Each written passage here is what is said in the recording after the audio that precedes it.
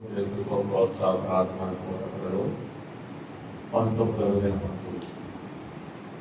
దిన కార్యక్రమంలో భాగంగా దేవుని వాక్యం ధ్యానం చేసుకున్నాము. ఈ 19వ అధ్యాయంలో 3వ వచనం చదువుతున్నాము.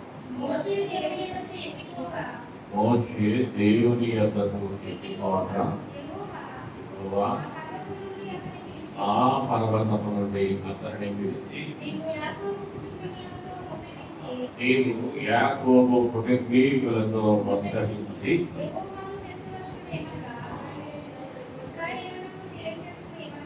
చాలా ప్రార్థన చేస్తున్నాం. ప్రేమ కలిగిన మా దేవ మీ నామమునకు వందనాలు.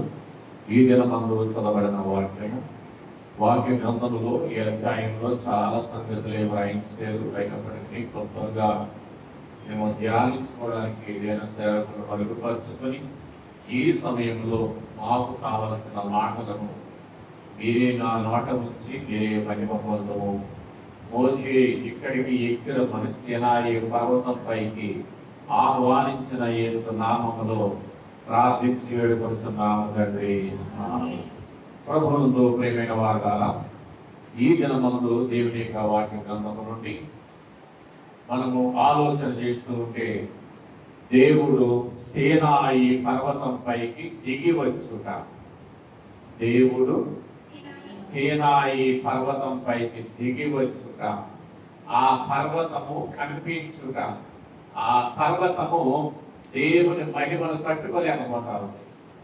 నేను ఈ మధ్యన ఒక పాస్టర్ గారు వెళ్ళిన ఆ సీనాయి పర్వతాన్ని చూసి అక్కడి నుంచి ఒక రాయి తీసుకొచ్చి, అక్కడ పర్వతం అంతా ఎలా ఉందంటే శుద్ధిగా అనమాట. అంటే ఎక్కడ మట్టి అనేది కానీ ఏం కనపట్ల, ఎక్కడ చూసినా కడిగేసినట్టే పర్వతం అంతా అట్లాగే ఉంటుంది. అక్కడ ఆ పర్వతం పైన తెల్లగా ఉంటుందంతా, రాయి అంతా కూడా తెల్లగానే ఉంటుంది. చిన్న చిన్న మొక్కలు కట్ చేసిన ఆ దేవవృక్షం కనపడుతుంది. అంటే పర్వతం అంతా ఎక్కడ కట్ చేసినా ఆ రాజాన్ని ఎలా ఉంటాయంటే దేవవృక్షం పరిశుద్ధంగా చూసి నేను చాలా ఆనందించాను. ఒక రాయి చూస్తేనే ఏమైందంటే చాలా సంతోషం కలిగింది. దేవుని చిత్తమైతే అందరం వెళ్ళడానికి ప్రయత్నం చేద్దాం. సీనాయి పర్వతం పైకి దేవుడు దిగి వచ్చాడు. ఈ దినమందు పర్వతం చాలా ఎత్తులో ఉంది, క్రింద ప్రజలు ఉన్నారు. ఆ ప్రజలతో పాటు నాయకుడైన మోషే ఉన్నారు. ఇప్పుడు ప్రజలలో నుండి నాయకుడిని ప్రత్యేకపరిచి నీవు మాత్రమే ఇక్కడికి ఎక్కిరము. అందుచేత ఈ దినమందు ఈ పర్వతం పైకి దేవుడు దిగి రావడానికి గల కారణాలు ఒకసారి మనం చూడగలిగితే, అక్కడ దేవుడు అగ్నిలో దిగినాడు. మొదటిగా ఆయన దిగి వస్తుంటే అగ్ని కనపడతా ఉంది ఆ పర్వతం అంతా.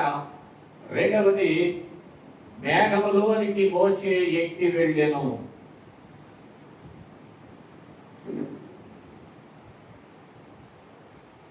ఆ కొండపైకి మోషేను దేవుడు ఆహ్వానిస్తా ఉన్నాడు. మొదటిగా ఆ పర్వతం పైన అగ్ని ఉన్నది. ఆయన దహించు అగ్ని అయి ఉన్నాడు. దేవుడు ఏమై ఉన్నాడు? దహించు అగ్ని. అందుచేత దేవుడు అగ్ని కనుక ఆ సీనాయి పర్వతం పైకి అగ్నిగా ఆయన దిగి వచ్చాడు. రెండవది, ఆ పర్వతం అంతా కనిపించి పొగ. రెండవది, ఒకటి అగ్ని, రెండవది ఆ పర్వతం అంతా ఏముందంటే పొగ కనపడతా ఉంది. మూడవది భూకంపము. మూడవది ఏమొచ్చింది? భూకంపము. నాలుగవది ఉరుములు. ఐదవది మెరుపులు. ఆరవది ఓరలు. ఇవి ఆ పర్వతం పైన ప్రస్తుతానికి ఉన్నటువంటి పరిస్థితి. ఈ పరిస్థితుల్లో దేవుడు మోషేను ఎక్కిరమని చెప్పారు. ఎక్కి వెళ్ళగానే దేవుడు మోషేతో మాట్లాడడానికి సిద్ధపడతా ఉన్నారు. యూదులైన వారికి భక్తి ఎక్కువే, ఆచారాలు కూడా ఎక్కువే. వాళ్ళు ఇప్పటికి కూడా మన భారతదేశ సాంప్రదాయం ఆచారాలు ఇప్పటికే అంటున్నారు చాలా మంది. మరి సాంప్రదాయ ఆచారాలు అంటే కొన్ని ఆచారాలు మానేస్తున్నాం. ఇప్పుడు ఈ ఆచారాలు ఏం చేయట్లేదు, పాటించడం లేదు. కొన్ని ఆచారాలు విడిచిపెట్టాల్సి ఉంది, కొన్ని ఆచారాలు ముందుకు కొనసాగించాల్సి ఉంది. కానీ ఇశ్రాయేలీయుల వారు ఈ దినమందు దేవుడు ఆ సీనాయి పర్వతం పైకి మోషే గారిని ఎందుకు పిలిచారు అంటే ఆచారాలను ఆపు చేయడం కొరకు. ఆచార శాస్త్రం అన్నారు అయ్యారు. ఆచార శాస్త్రము వారు కలిగి ఉన్నారు. ఆచార శాస్త్రం అంటే ఇంకా ఆచారాలు ఎప్పుడు మా పూర్వీకుల నుంచి వస్తున్నాయండి, అందుకని ఆచారాలు ఏం చేస్తాం, మేము కొనసాగిస్తున్నాం. ఈ ఆచారాలన్నీ ఏం చేస్తున్నారంటే యూదులైన వారు నిష్ఠగా పాటిస్తా ఉన్నారు. పస్కా గురించి మనం ఒకసారి చూడవచ్చు. ఏమంటే మీ పిల్ల తరముల వరకు నిత్యమైన కట్టడ అంటే ఖచ్చితంగా ఆచరించాల్సిందే. పస్కాని ఏం చేయాలి, ఎన్ని తరాలైనా ఎన్ని యుగాలైనా అలాగ ఆచరిస్తూనే ఉండాలి. ఇది ఒక ఆచారం పస్కా. ఇలాగనే వారు కొన్ని ఆచారాలు కలిగి ఉన్నారు. ఆ ఆచారాలకు ఆ సాంప్రదాయాలకి వారు విలోకిస్తూ ఉంటారు. అయితే రెండవది మనం చూస్తే దేవుడు ఆచారాన్ని ఆపివేసి నీతి శాస్త్రం ఇవ్వడానికి కొండపైకి రమ్మన్నారు. నీతి శాస్త్రము లేక ధర్మశాస్త్రం.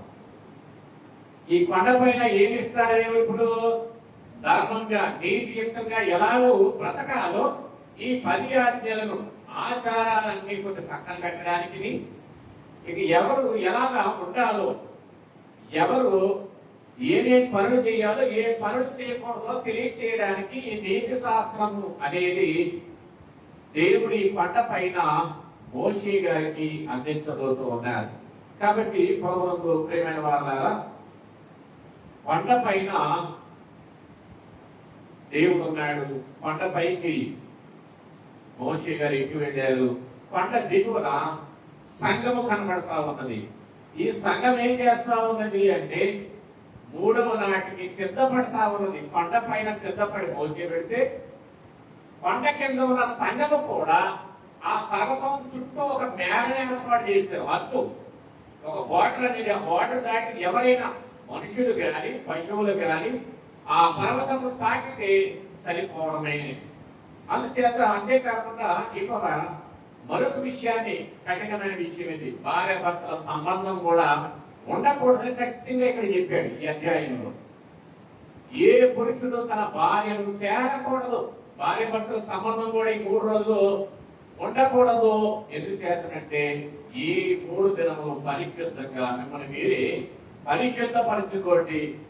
అతి పరిశుద్ధుడైన దేవుడు పరిశుద్ధ పర్వతమైన సీనాయి పర్వతం పైకి దిగి వచ్చాడు కనుక మీరు కూడా ఎలా ఉండాలంటే పరిశుద్ధంగానే ఉండాలి. ప్రభువు చెప్పిన మాట, నేను పరిశుద్ధుడు కనుక మీరును పరిశుద్ధులై ఉండుడి. పరిశుద్ధత అనేది ఎందుకు అంటే దేవుడిని చూచుట కొరకు. పరిశుద్ధత లేకుండా ఎవరును ప్రభుని చూడలేడు అని వాక్యం చెప్తా ఉంది.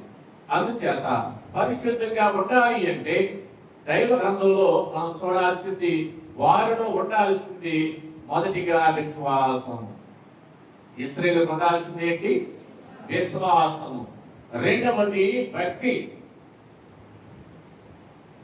మూడవది దేవుని వాక్యంతో కూడిన జ్ఞానం. దేవుని వాక్యంతో కూడిన జ్ఞానము మూడవది. నాలుగవది అంతస్తుల్లో తేడా. అంతస్తులు అంటే ఆ యొక్క భక్తి విశ్వాసంలో అంతస్తులు ఉన్నాయి, 7 అంతస్తులు, వాటిలో తేడా. ఐదవది అనుభవములో తేడా ఉన్నది. అనుభవం, వీటికి మనం ఇక్కడ అందరం ఉన్నాం, ఎవరి అనుభవం వారికి ఉంది.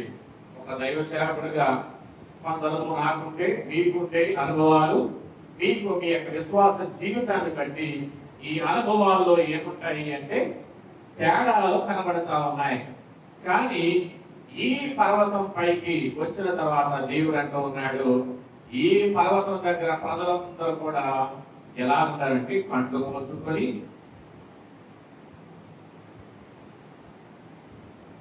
చెవులు పండ్లు కోసుకొని ఏం చేయాలంట?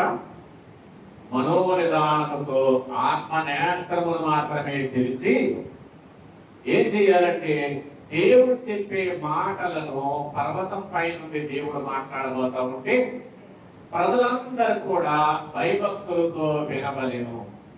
చెవులు పండుగలో ఉండాలి, కళ్ళు పండుగలో ఉండాలి, మనో హృదయం లేక మనోనేత్రము తెరచి మనోనిదానంతో ఈ 40 దినాలు మనం పరలోక పరిశుద్ధులను చూసే అంతస్తు మనం కలిగిన వారమై ఉండాలి.